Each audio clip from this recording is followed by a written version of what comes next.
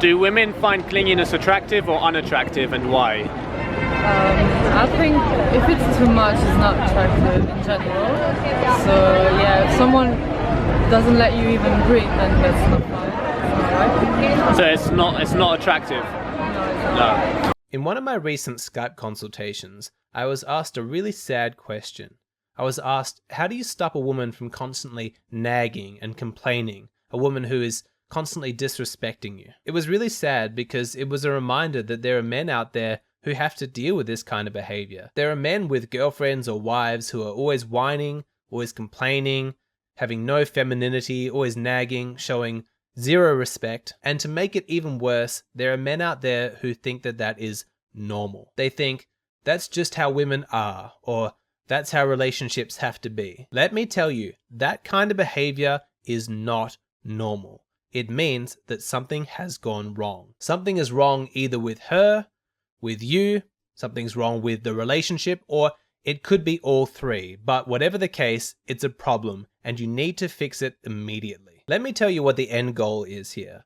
Ultimately, you should have a zero tolerance policy for any behavior that is disrespectful. The people in your life should be aware that you have minimum standards for the appropriate ways to communicate with you. People need to be kind, honest, sincere, compassionate, respectful. Anybody who doesn't speak to you appropriately needs to be removed from your life. The end goal is to only spend time with high quality people, people who treat you with dignity and respect. But some people are a long way from there. They are in relationships where they are constantly being disrespected and they think that it's normal. It's not. So how did we get here? Well, let's take it back to the beginning. It's a sad fact of reality that very few people had ideal childhoods. They had parents who were condescending to them, who ignored them, parents who were outright abusive, and their parents' marriage was probably dysfunctional, and so they never really got to witness what respectful and authentic communication even looked like. So in adulthood, when their female partner starts nagging and complaining and disrespecting them, they think, oh well, this is normal. This is how people have always interacted with me. This is everything I've known. I've never seen anything other than this being modeled for me. So in adulthood, when people have female partners who are acting disrespectfully, constantly nagging and complaining, they think, well, this is the way people have always interacted with me. This is the only kind of marriage I've ever witnessed. This must be normal. It's very sad that a lot of guys have not had healthy, functional role models in their lives to demonstrate what a real relationship actually looks like. When you don't know what healthy communication even is,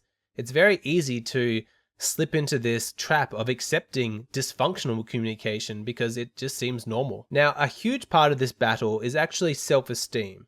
Men these days have been beaten down by a society that is insistent on demonizing them. All of this toxic masculinity stuff, it's sort of the new version of original sin. And even the sweetest, nicest guys are not immune to this because they're guilty simply for the fact of their gender. So in trying to crack this puzzle, when we ask the question, why would a man accept being disrespected?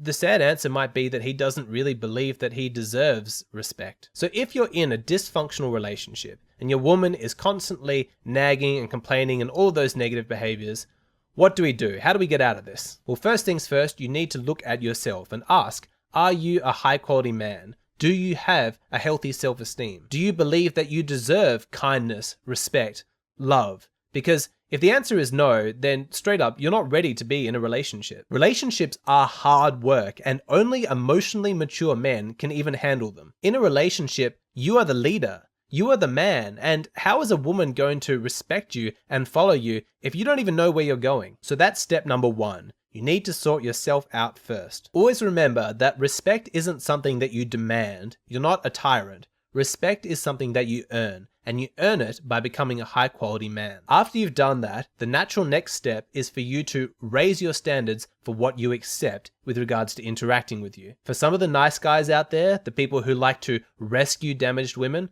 what I'm about to say is going to be a harsh truth, but listen closely.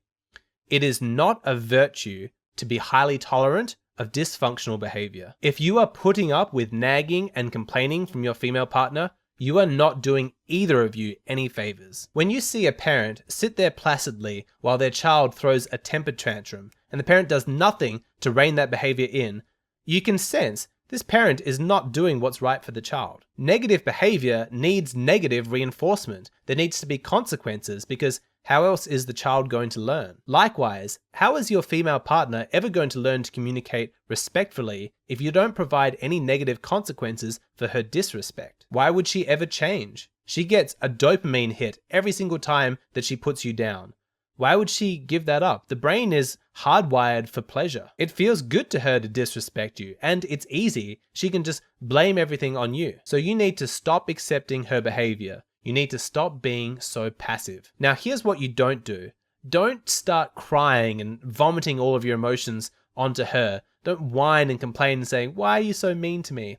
If you think that she didn't respect you before, imagine now. Trying to evoke her sympathy won't work. That's just exposing your neck to a predator. But don't overcorrect the other way. Don't lose your cool and get angry, because a man who's not able to control his emotions, you're really just demonstrating to her that you're emotionally immature and volatile. Only an insecure man responds to a woman's negative behavior with crying or anger. If you're not ready to take the leadership role in situations like this and be the emotionally mature one, then I would say you're still not ready for a healthy relationship. You still have more work to do on yourself. The correct way to deal with a woman who's experimenting with this horrible behavior of nagging and complaining is to tell her to cut it out. Tell her to stop it. You can be perfectly calm and polite about it, but you should be speaking definitively. That behavior won't be tolerated. You don't even need to explain why. The reasons why nagging and complaining are not an appropriate way to communicate with another person should be completely self-evident. If she does show contrition and remorse, and she genuinely does want to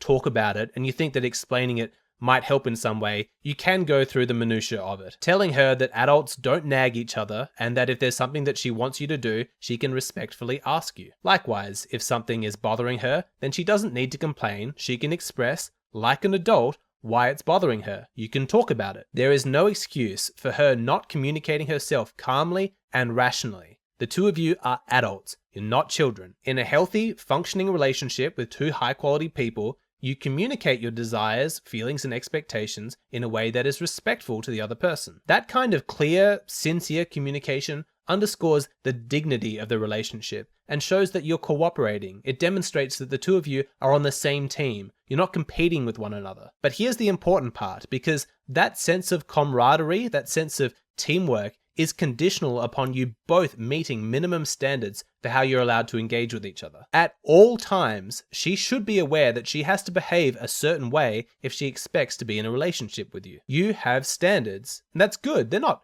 outrageous standards. They just treat me nicely, speak to me with respect. If a woman wants to be your girlfriend, wants to be your wife, then she has to meet those standards. If she's not meeting those standards, and you know deep inside yourself that it's her fault, that you are meeting your end of the bargain, but she just continues to take advantage and try on all these negative behaviors to see if she can get away with it, dump her. It is better to be alone and celibate than to be in a relationship with a low-quality woman who's always nagging you and disrespecting you. Now, let me walk it back a little bit, because it's a little bit more nuanced than that. Breaking up with a girl shouldn't be your first move. Maybe it's just a habit that she got into. You let it slide enough times that she kind of became comfortable with it. Maybe you've been slacking off a little bit, your self-esteem has slipped, your standards have slipped. Part of this is your fault because you started tolerating this kind of behavior from her. What's fascinating is that so many women use complaining and nagging as a means of punishing their partner. They're angry at their man, and this is their way of getting back at them. One of the things that infuriates women the most is when a man doesn't live up to his own masculinity. If you're not standing up for yourself, if you don't have clear boundaries, if you are clearly failing your independence and your leadership, then she will want to punish you. On a subconscious level, what she's hoping is that her outrageous behavior will trigger some kind of dormant masculine response inside you and get you to actually stand up for yourself and to put her in her place. She wants boundaries. The chaotic feminine inside her is terrifying to her psyche, and she's looking to you as the man to keep that under control. Do not fail in that task. Do not let her slip into the worst aspects of her own dark femininity. If you do, she will hate you for it. So if you're in a relationship and you're experiencing a lot of this negative behavior, lots of this nagging, complaining, all of that stuff, Talk to her about it. Find out why she's behaving this way. Figure out what is motivating this kind of behavior. Once you've diagnosed the problem, it's now time to change. Let her know what your standards are and that if she wants to continue being in a relationship with you, she has to lift her game. I'll leave you with this thought. It is not cruel to have standards and to let a woman know when she has failed to meet those standards. Women don't want to complain. That is a symptom of their unhappiness. They don't want to nag their partners. They don't want to act disrespectfully. That is toxic femininity, and it's toxic to you, and it's also toxic to them. They feel that toxicity inside. What you need to do is steer her back in the direction of healthy femininity. You do that by holding her to strict standards and leading the way, being a role model, demonstrating through action in your positive masculinity. If you put in the work, you will eventually find yourself in a healthy relationship. And a high quality man and a high quality woman never speak disrespectfully to each other. They're never competing with each other. They're on the same team. There's no need to be guarded or on edge or constantly looking out for danger. You can actually relax because you trust that other person. A relationship like that is part of what makes life worth living. So remember, if something's worth doing, it's worth doing right.